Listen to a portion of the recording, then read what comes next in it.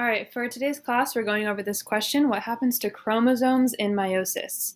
So recall that meiosis is the process of cell division where you start off with one cell that has a diploid number of chromosomes, meaning one copy from mom and one copy from dad of each kind of chromosome. And then as a result, you actually get 4 baby daughter cells that have half of the genetic material, half of the chromosomes we started off with. So in order to get started with today's class, I want you to pause this video and I want you to watch the meiosis introduction video from the PowerPoint. So you might need to go to your other PowerPoint slide, click play, and as you watch, write one thing you notice and one thing you wonder about what's going on in this video. So remember that meiosis starts off with a copy of a chromosome from mom and a copy of a chromosome from dad. But before meiosis happens, we actually need to replicate our genetic material. So question number 2, I want you to predict what the chromosomes will look like after they replicate. Okay, so using this picture here, here's our original chromosomes. What do you think they're going to look like after they replicate? Pause the video here. Okay, so here's our starting chromosomes. We've got one from mom and one from dad, and before meiosis happens, what happens here is that here's the same chromosome from mom. It just copied its genetic material. So it has all the same genes in this chromosome. It just made one more copy of it. Double the genetic material. Same thing for dad's chromosome. All right, so pause the video here and try to answer this question.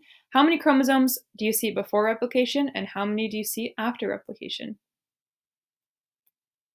So when chromosomes replicate themselves and they pair up with their homologous partner, so here's chromosome from mom, here's chromosome from dad, they have the same kind of genetic material, but the mom's chromosome might have different alleles. The dad's chromosome might have different alleles, but they're both coding for the same types of genes. So it could be eye color, it could be skin color, hair color.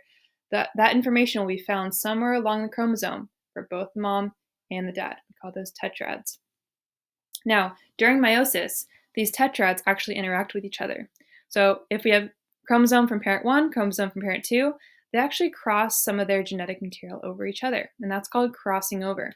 So like your textbook shows, here is chromosome from mom, chromosome from dad.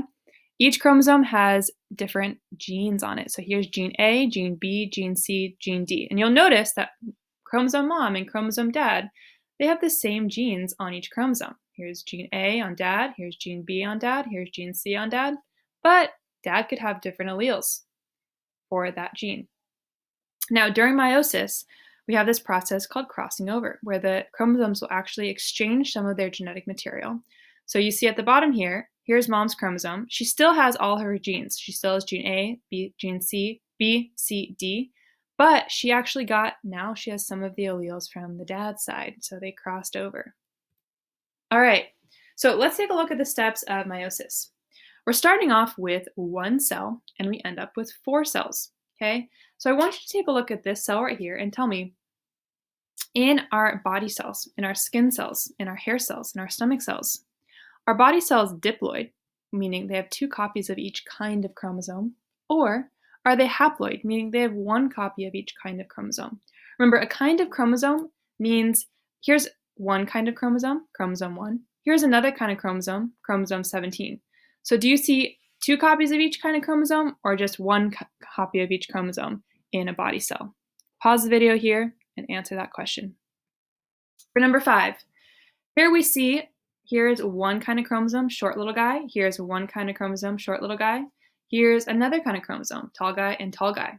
So we're starting off with 2 types of this short guy chromosome and 2 tall chromosomes. So are we starting off with a body cell or a sex cell if we have 2 of each type of chromosome? Pause the video and answer there. Number 6, why are the chromosomes drawn in different colors? Okay, so you see here that there's 1 tall chromosome that's blue and 1 tall that's orange, and the same thing for the short ones. So is it because each one's describing one from parent 1 and parent 2, or does each color represent 1 kind of chromosome? Use this picture to help you with that question. In the next questions, go ahead and try to work on these on your own, and if you have questions, let me know.